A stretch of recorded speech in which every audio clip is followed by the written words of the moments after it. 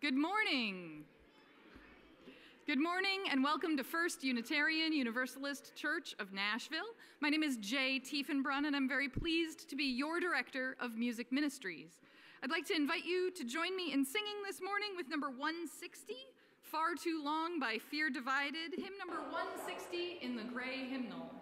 Please rise in body or in spirit as you're so moved and join in the singing.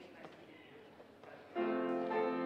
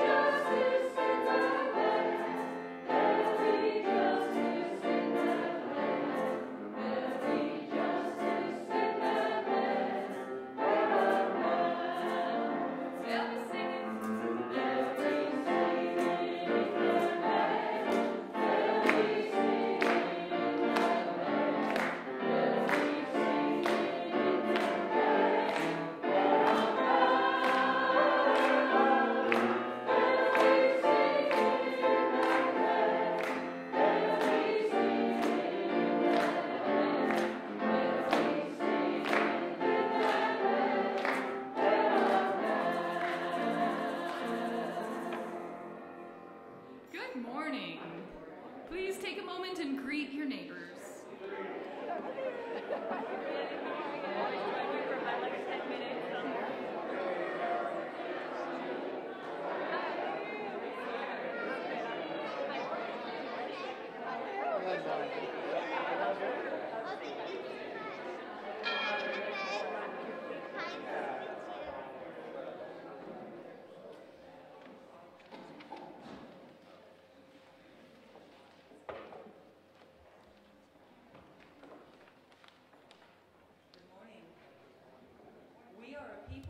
Of holding or of letting go, holding on to rigid ideas or letting go and opening our minds and hearts to something new, holding on to certainty of how things should be or letting go and living with the uncertainty of new ways of being in the world, holding on to what makes us comfortable or letting go so we may grow, which can be uncomfortable, holding on to what makes us safe or letting go to make room to help others feel safe. With this flame, this symbol of our religion, better tomorrow, and let it be a symbol of letting go.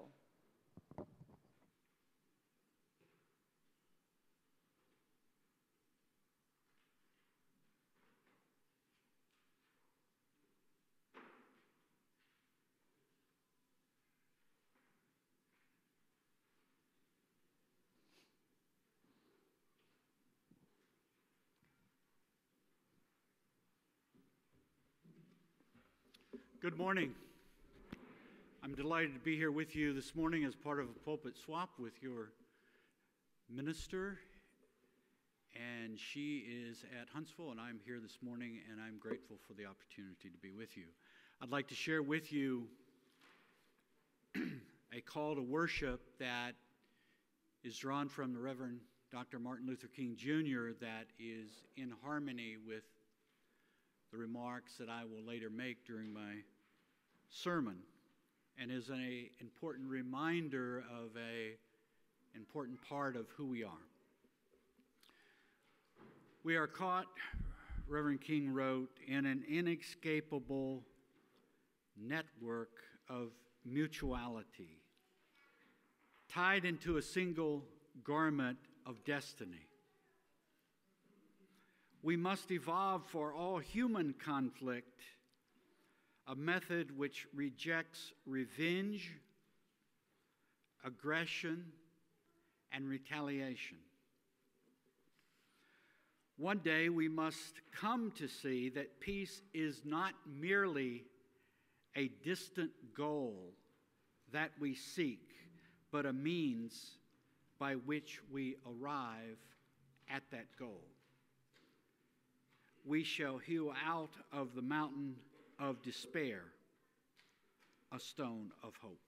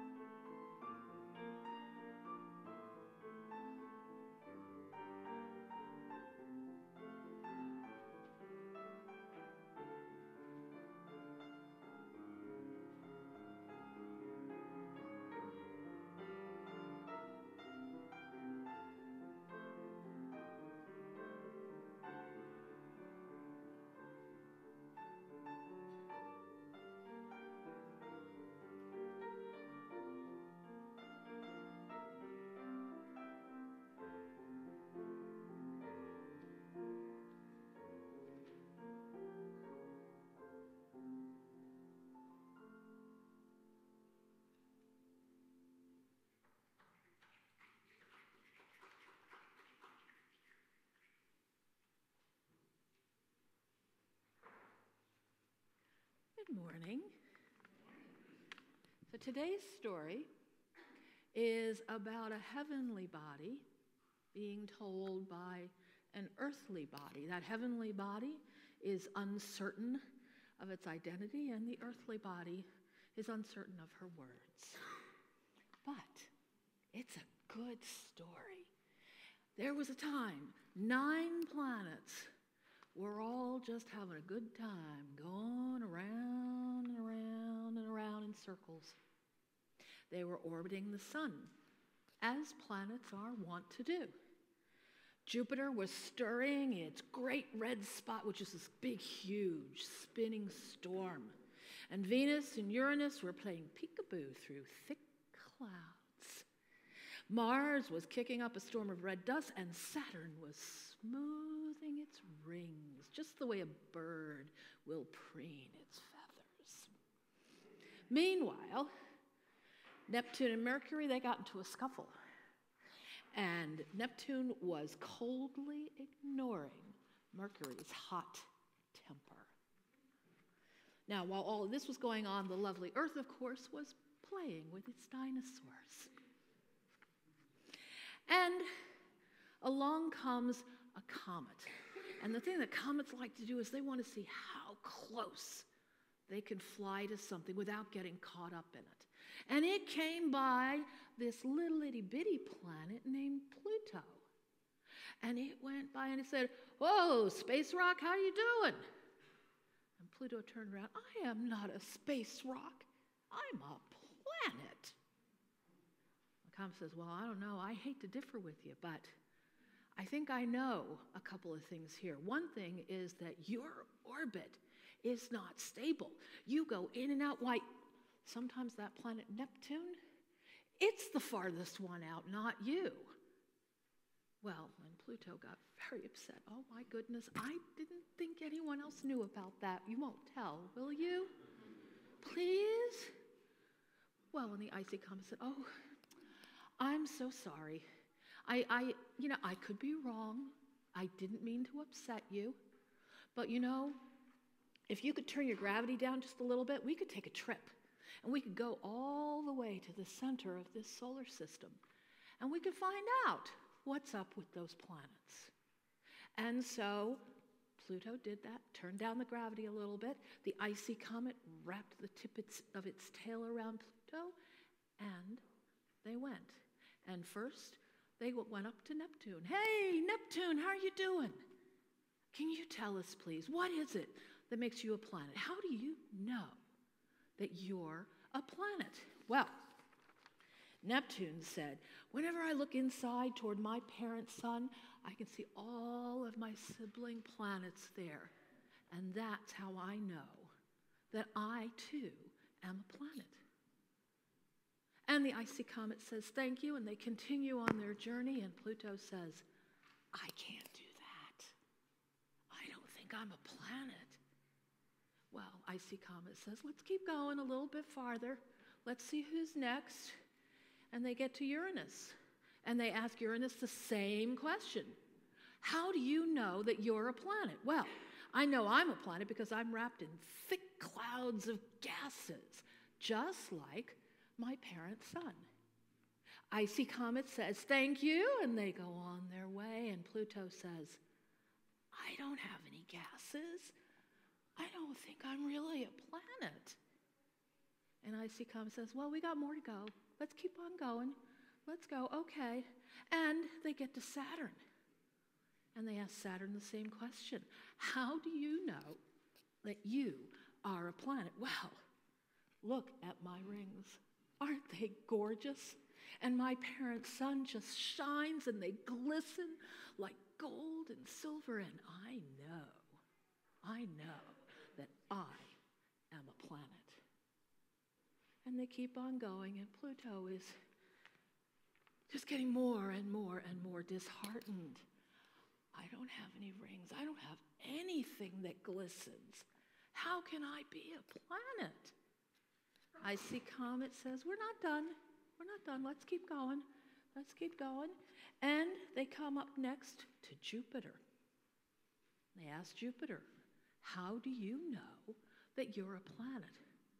Jupiter says, well, look at me. I am big. I'm the biggest one here except for my parents' son. Clearly, I am a planet. Okay. They keep going. And Pluto says, well, I don't guess I got to say anything about that one, do I? And they keep on going, and they come up next to Mars. Well, Mars, how do you know you're a planet? Well, see, I got this funky gravity thing going on, and it means that I have the biggest volcanoes of all of the planets, and they can erupt. And my parents' sun has solar flares, and they can erupt. So, I am a planet. They keep going, and Pluto, what do you think Pluto says? Any ideas? What does Pluto say? I got no volcanoes, I got no solar flares. I'm thinking I'm not a planet. An icy comet is trying to be encouraging, trying to be supportive, and they continue on their way, and they get to Earth. And they say, Earth, how do you know you're a planet? Oh, well, see, look out here. See all of these beautiful vegisaurs and carnosaurs and all of this life on my beautiful blue and green body. And if it wasn't for the light and life that we get from the sun, well, those things wouldn't exist. I am certainly a planet of my parents' sun. Comet says thank you. Pluto at this point isn't saying much of anything. They only have a couple more chances to figure this one out. They go on, they get now to Venus. And they ask Venus the same question.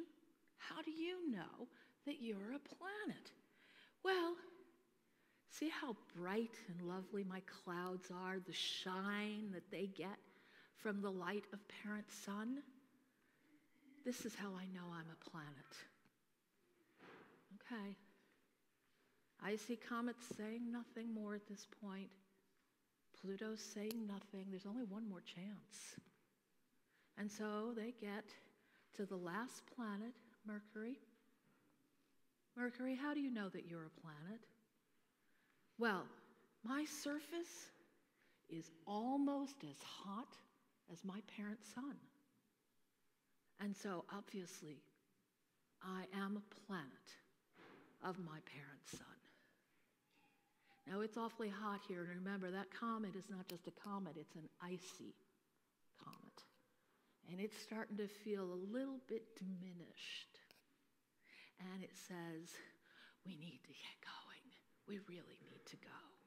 And it wraps what's left of its icy tail around Pluto, and they start moving out until they feel a gravity that neither one of them has ever felt.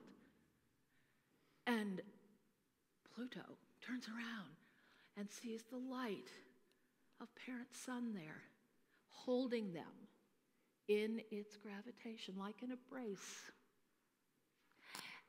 And the sun says, well, my lovely little dwarf planet Pluto, how are you? You called me a planet? I'm a planet. I'm really a planet? Well, yes, of course you are. You are one of my planets. You're a part of our solar system. You're not quite like the others. You're round, but you're not big enough to keep your own steady orbit. So you are a dwarf planet. So I'm not really a planet. You are. You are a dwarf planet. Know that that is what you are. Know that it is enough and it is good. Be who you are. Well, Pluto takes great comfort for that. And then the sun turns to the icy comet, and you are also good. Be who you are. Who, me? I'm just an icy comet.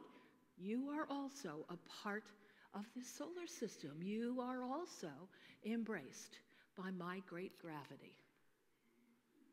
Go on back out now. You're melting a little bit here. You need to be on your way, but remember this. And so they go out. They get back out to the farthest reaches of the system. And you know, when this whole thing started, Pluto was tired. Pluto was going to take a nap until Icy Comet came along and went, yo, hey, Rocky thing. Well, now they're out there, and Pluto is ready to take that nap. But you know what? Every now and then, Pluto and the Icy Comet still encounter each other. And now, the Icy Comet calls out, hello, dear friend, dwarf planet. And they all circled happily ever after. And now we will sing our children out to class using the blessing on the inside back cover of your gray hymnal.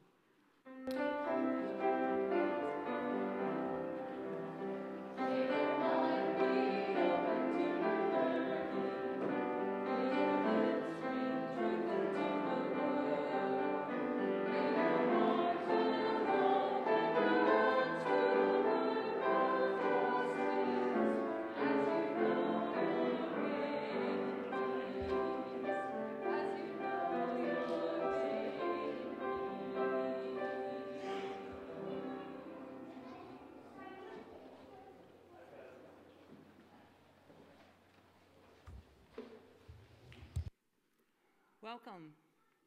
My name is Sally Winkle, and I'm a member of this church. And it's my pleasure to welcome you here in the sanctuary, and to those of us joining us online to worship this morning. In order to reach a wider community than those able to be physically present on Sunday morning, our services are live streamed on YouTube and on Facebook. Joys and concerns, however, are not live streamed or recorded. Before I continue, let me remind you to silence your cell phones, please. As Unitarian Universalists, our spiritual paths vary, but in this congregation we have made a covenant together. We affirm our interdependent celebration and celebrate our differences and work for justice. We deepen our relationships as we create a compassionate, welcoming community, nurture spiritual growth, and act on our values in a broader world. I want to extend a special welcome to visitors worshiping with us this morning. We ask you to wear the paper name tag so it alerts us to the fact that we need to welcome you. If you're seeking a spiritual home, we hope that you will find it here. Whether you're new to Unitarian Universalism or visiting from another UU congregation, we invite you to stop by the welcome table after the services to have any questions answered. People become members of this congregation by signing the membership book and supporting the church with their time and their finances. If you are considering joining the church, please speak to any of our pastors, including Gail Seavey or Denise Gouch. Following the service, we hope that everyone will enjoy the coffee and fellowship in the social area, where you will also find information about the current opportunities for engagement and reflection. There are a number of announcements in the weekly bulletin, which I hope that you will take home and read.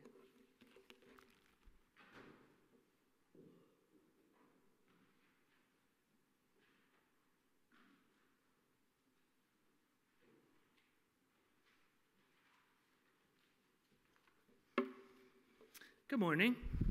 My name's Jonah Eller Isaacs. For those of you who don't know me, I'm a member of this church and honored to serve on staff as the Religious Education Coordinator.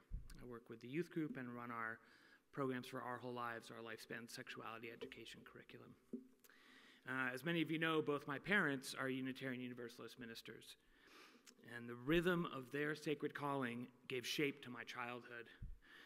Rising early on Sunday morning still feels right to me in a deeply satisfying and primal way. And the liturgy they spoke from the pulpit is carved into my deepest memories. Just as the children of our church community here can recite the chalice extinguishing, I could lead the blessing after we pass the plate every Sunday, and still can. To the work of the church, which is weaving a tapestry of love we call community, we dedicate our lives, and these are offerings. I know Rebecca knows it. We grew up in the Oakland church together. We dedicate our lives and our offerings to the tapestry of love we call community.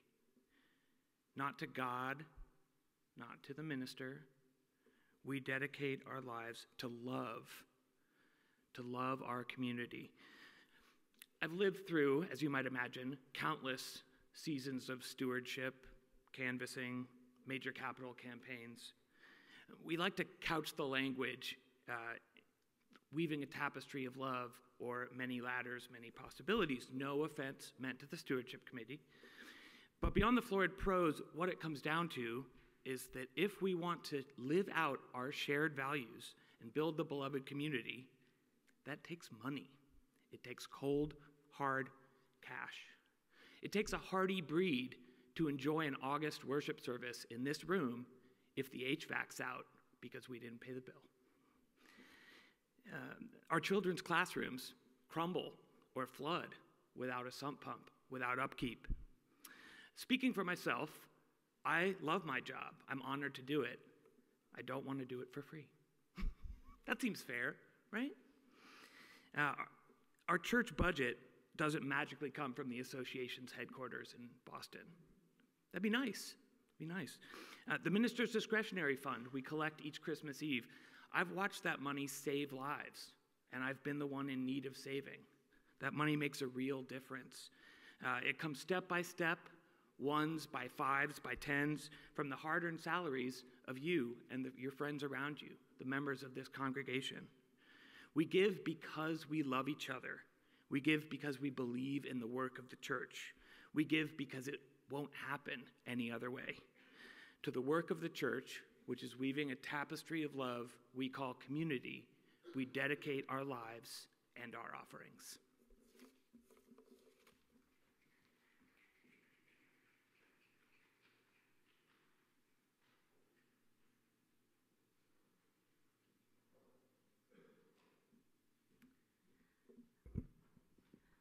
I invite you all to take a deep breath, settle into your seats, and reflect back on this week. And as you're reflecting, if there are any moments that have struck you to the core of your spirit, to the deepest part of your heart, we invite you to share that with this beloved community. You can do so by writing it on one of those yellow slips of paper that is inside your pew. Or if you would like to do it silently, you can place a stone. Our lay minister, Gloria Ballard, will help you do that today. Just feel free to give me the yellow slips and come forward and share.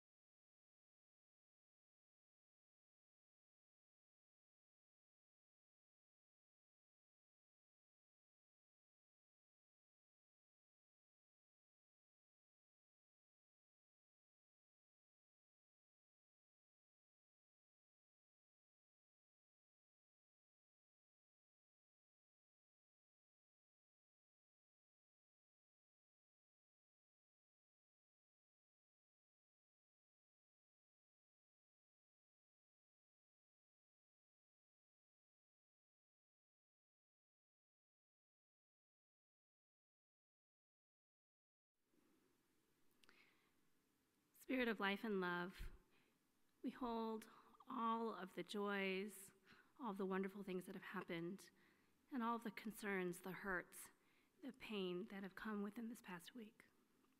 We hold them as a community as we think of those in New Zealand who are hurting, of our sisters and brothers who are hurting in response to that. We thank you for being together, knowing that the love of this community, that the love that we share, helps us hold all of those hurts and celebrate all of those joys together, making them ever more precious.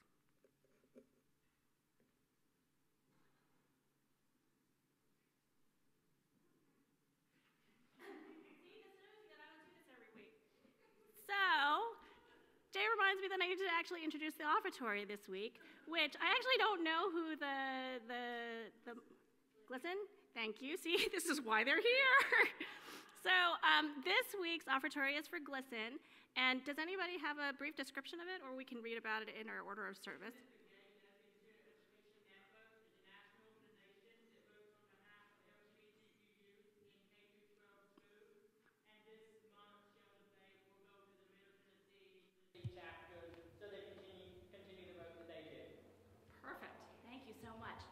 As always, your ongoing generosity feeds the community of this church and those outside of it.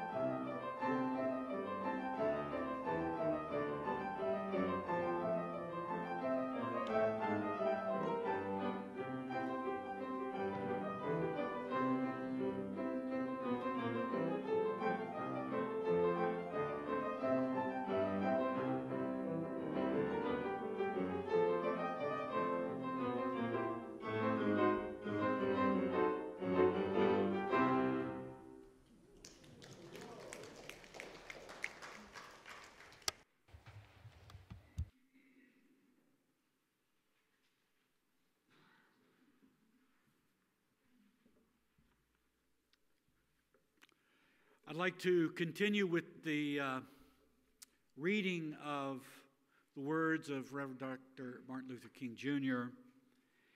and draw from a writing that was before he became famous, when he was taking the measure of the social system that he was a part of and that he was going to seek to reform.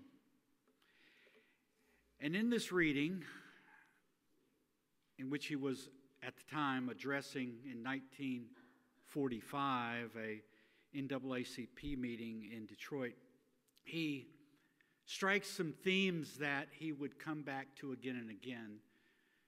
Two major ones. One is that there was a big difference between the scientific progress of human beings and the moral progress of human beings. why was there that gap? He would look at that again and again. And the second is the idea that despite the fact that it's honored in the breach more than the honoring of it, there is a moral dimension to our lives that is inescapable if we are to have and be in a civilization and enjoy relationships that nurture us. So, Dr. King says, I think we have to look much deeper, he says to his audience, if we are to find the real cause of the world's ills today. The problem, you see, is with the human being, with his or her soul. We haven't learned to be just and honest and kind and true and loving, and that is the basis of our problem. We know more about mathematics, about science, about social science than we've ever known in any period of our history. Human beings, through our scientific genius, have been able to warp distance and place time in chains. So it cannot be that we do not know enough. The real problem is that through our scientific genius, we've made of the world a neighborhood, but through our moral and spiritual activities, we've failed to make it a true neighborhood. And the great danger facing us today is not so much the atomic or nuclear bomb that was created by physical science, not so much that atomic bomb that you can put in an airplane and travel great distances and drop on hundreds of thousands of people, as dangerous as that is. But the real danger confronting civilization today is that bomb which lies in the hearts and souls of human beings, capable of exploding into the greatest of hate, into the most damaging selfishness. My friends, all I'm trying to say is that if we are to move forward today, we've got to go back and discover some precious values left behind. And the first is this. The first principle of value that we need to rediscover is that all reality, all society hinges on a moral foundation.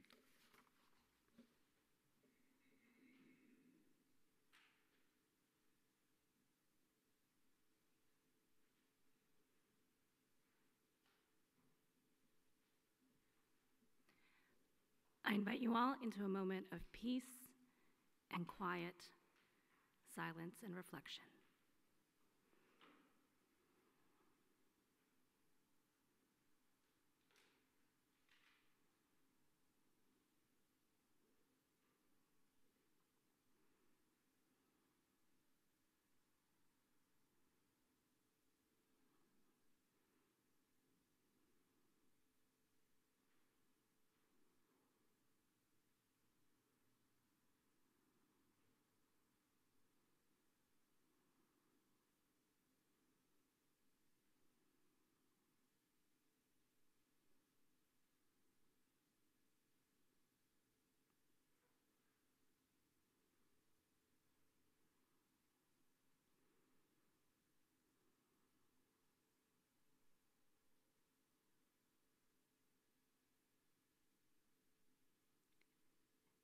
May it be so.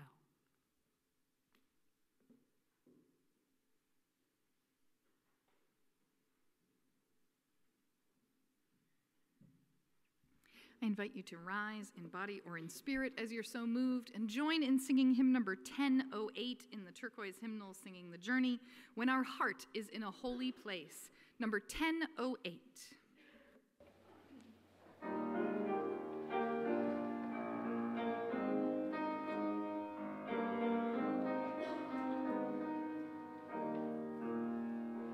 When our heart is in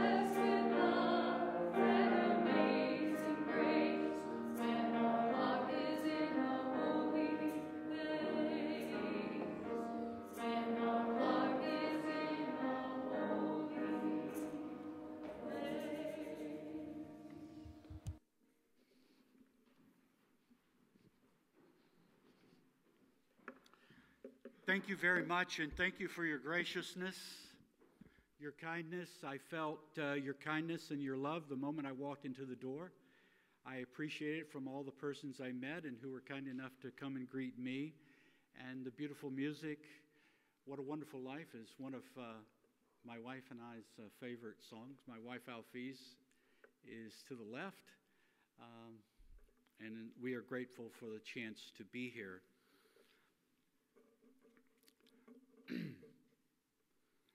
I wrote a book about what creates and undermines and destroys and sustains healthy relationships, and in the work I do as interim ministry, that is a helpful thing to know.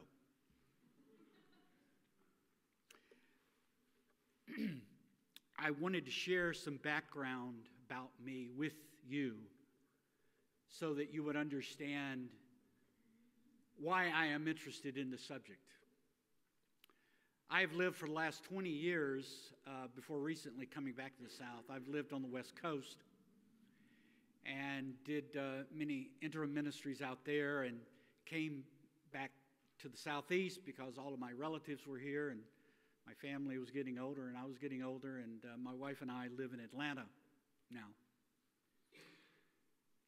But I grew up in Fairfield, Alabama, on the west side of Birmingham. And when I was 10 years old, on September the 15th, 1963, some racists blew up a Black Baptist church that was a 15-minute drive from where I lived. It killed 4 young children, as you well know. It made a big impression on me. Why would somebody do that? I was 10 years old. I had a house that had lived in a home that had all the typical dysfunctions a normal American household has, but nobody bombed another person. On November the 22nd, 1963, 2 months later, John F. Kennedy was killed. 2 days later, Oswald, the man who killed him, was killed on live television, and I was watching it.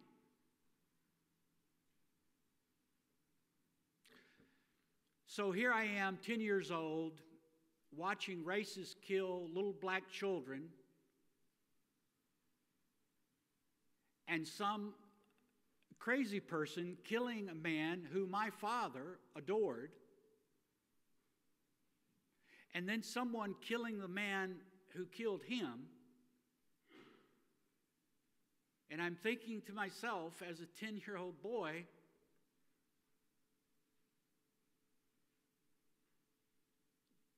something's not right. In the ensuing years, 1964, 1965, 66, and 67, racial tensions and social tensions about the Vietnam War created ever more deepening social divisions. On April 4, 1968, Martin Luther King, a man who was an advocate of peace, was killed. 2 months later, Robert Kennedy was assassinated too.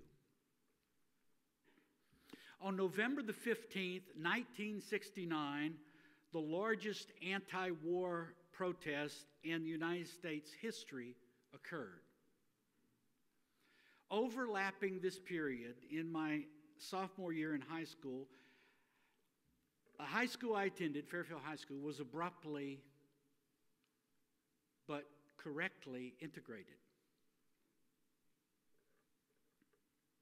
I observed that young people could adapt to the situation, but that the adults kept the young people and the leaders of the school system in turmoil and added to the tension of the moment. I went to school for months where there were daily bomb threats. So I entered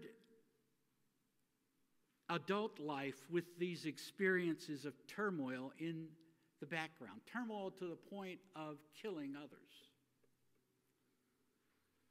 And I was left with the impression that I was not able to fully form, but it was there in me, that human beings displayed an inability to manage their own anxiety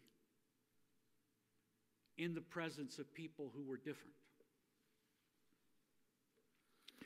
And one of the questions that crystallized in my mind as I entered adulthood was, it would be valuable to know what, most definitely this subject. And so I had the great good pleasure of studying with Rabbi Edwin Friedman, Dr. Marshall Rosenberg, Dr. Robert Gonzalez, and others who represented interesting perspectives on this subject. And along the way, during the course of my life, I also had the opportunity to experience 9 different congregations. In my work as an interim minister, I am with the congregation 1 or 2 years. And I observed that just as there were patterns in families where there's families that go from the range of chaotic and destructive to the other side of the end of the range of healthy and robust and resilient and everything in between. And that's part of the human condition. I also learned by my work as an interim minister that there are congregations that at the one end are habitually chaotic and have difficulty following through on long-range aspirations and are engulfed in troubles and so forth. And there are congregations on the other end of the range that are very resilient, that are forward-thinking, that are robust, that enjoy healthy relationships, and everything in between. And I found out that I, as an interim minister, could not really do much to change the DNA of a congregation. It would have to change itself were it to change. And I traveled enough, and I lived long enough to see that society itself could be chaotic, and our society today is in a somewhat chaotic and chronically anxious state for reasons I think you'll appreciate. And there are other societies right now, Canada, for example, that are remarkably stable and robust. So there's a range of functioning of families, of communities, of congregations, of societies even. I was able to understand that and see that how very clearly. And I also saw how one level of a society may affect other levels of society. Like right now, because of certain dynamics at the upper levels of our government, there are people who are extraordinarily depressed, or people in despair, or people whose anger has been dramatically increased by what is happening far, far away geographically from where they live. And so I learned to appreciate that this had been recognized long before by many people before, and it is captured, for example, by the 5th century Chinese philosopher Lao Tzu when he wrote, "If there is to be peace in the world, there must be peace in the nations. And if there is to be peace in the nations, there must be peace in the cities. And if there is to be peace in the cities, there must be peace between neighbors. And if there is to be peace between the neighbors, there must be peace." We've got to learn the arts, the science of being kind, of being honest, of being just within ourselves.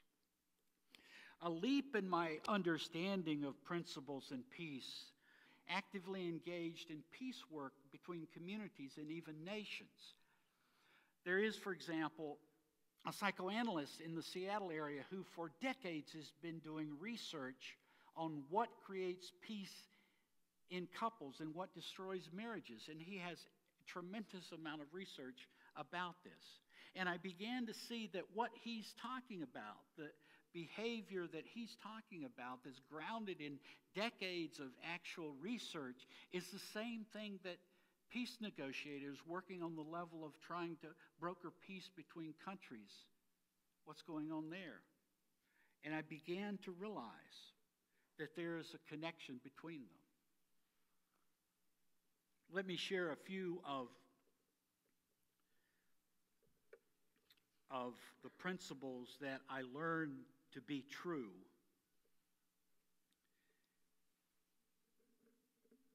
that I wrote about in my book and try to describe some of them very briefly. I think the following are the keys to peace, and it's not a matter of them being difficult or right. To flourish, it must occur within a mutually agreed upon framework that defines what is and is not acceptable. This agreement can be formal, informal, written, remembered, slowly and methodically created, revised many times over a lifetime, or in any other way. It doesn't matter. It can be very simple, such as we agree to practice the golden rule with one another, or we agree to be kind to one another, or it can be very complex. For example, the Constitution of the United States, the Bill of Rights, and the foundational principles of our republic form a complex, flexible, and versatile set of agreements guiding how a diverse group of people, now 330 million strong, I think, can get along and manage themselves through a wide variety of events. Right now, we are seeing today whether it can stand up to a genuine stress test. Or it can be something in the middle, like a covenant of a congregation. But whatever the level of complexity, human relationships are doomed without the presence of a mutually satisfying set of behavioral guidelines. The second one is more difficult to understand, but is essential. In a relationship of two people, the more one party of the relationship is trying to use the other person in the relationship to get something they want, the more fragile and the more unstable that relationship becomes. Conversely, the more the people, everybody in a relationship, seeks to clarify what is important to themselves and what is valuable to them and what is important to them, and tries to spend their life living in harmony with that, and look towards the other person as someone to whom to give consideration and kindness and support, the better the relationship goes. Now, this goes against conventional thinking. For we are conditioned to think of relationships in terms of, what can I get from this person? What can they give me? Perhaps it's money, perhaps it's self-esteem. Maybe I can get them to bolster my sense of my own value. Maybe I can get the affirmation I think I need out of them.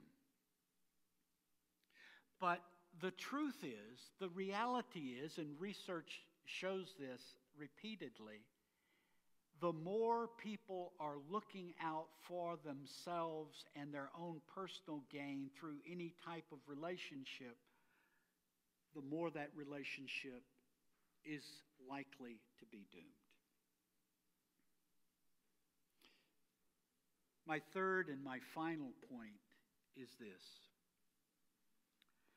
and there are many other points and themes and characteristics of peace, but you'll have to buy my book if you want to read those. But let me close on this. Is that the principles of peace are not difficult to understand. They've been around a very long time. The Golden Rule, for example, is a splendid example of how to have optimal relationships. The idea that a relationship based on mutual respect, openness, and honesty is one that is flourishing is not difficult to understand.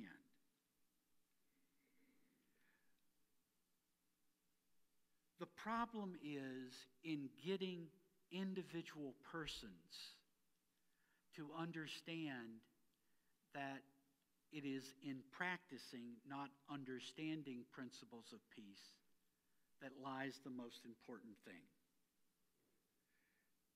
Few people want to hear, for example, that covenants and agreements are the key to relationships. For everybody wants to be free to do or say whatever they think they would like to in any relationship at any time.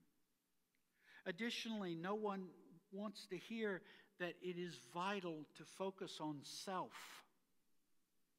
and management of self and discipline of self and principle-centeredness of self that is mandatory for having a satisfying relationship to others. All these things require learning, attention, focus, effort, and commitment. And there is no way to sugarcoat that. And that is the thing that undermines the practice of principles and peace in the world.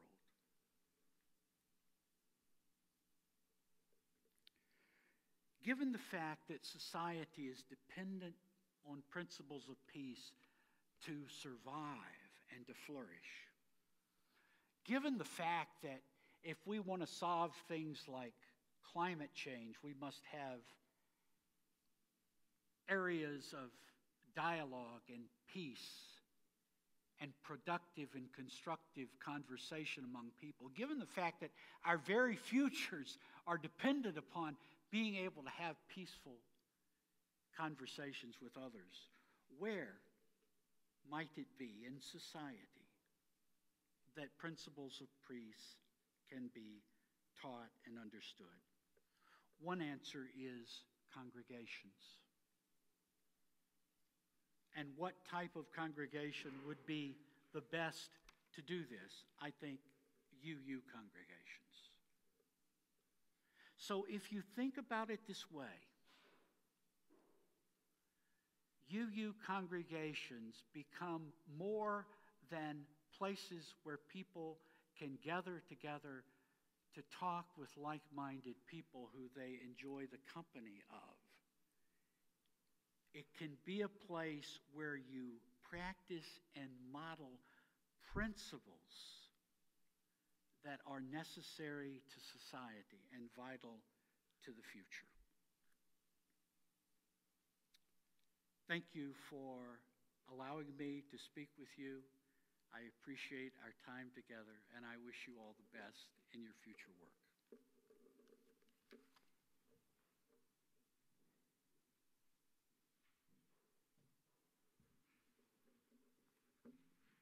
I'd like to invite you to rise in body or in spirit as you're moved to do so and sing number 318 in the gray hymnal, We Would Be One, hymn number 318.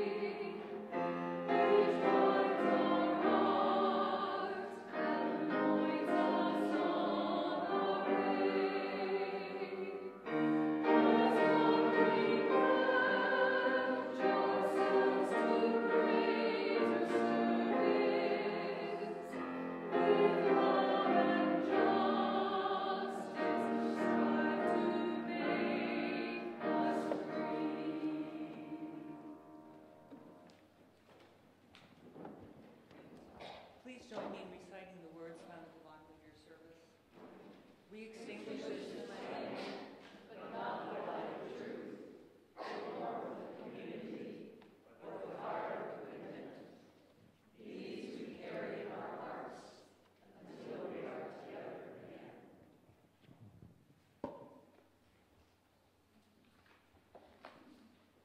May we go in peace and with the understanding that what we do and what we are and what we stand for in the world matters to one another, to our families, and to all we touch. May we go in peace and with the awareness that each of us is a center of peace and importance. Amen.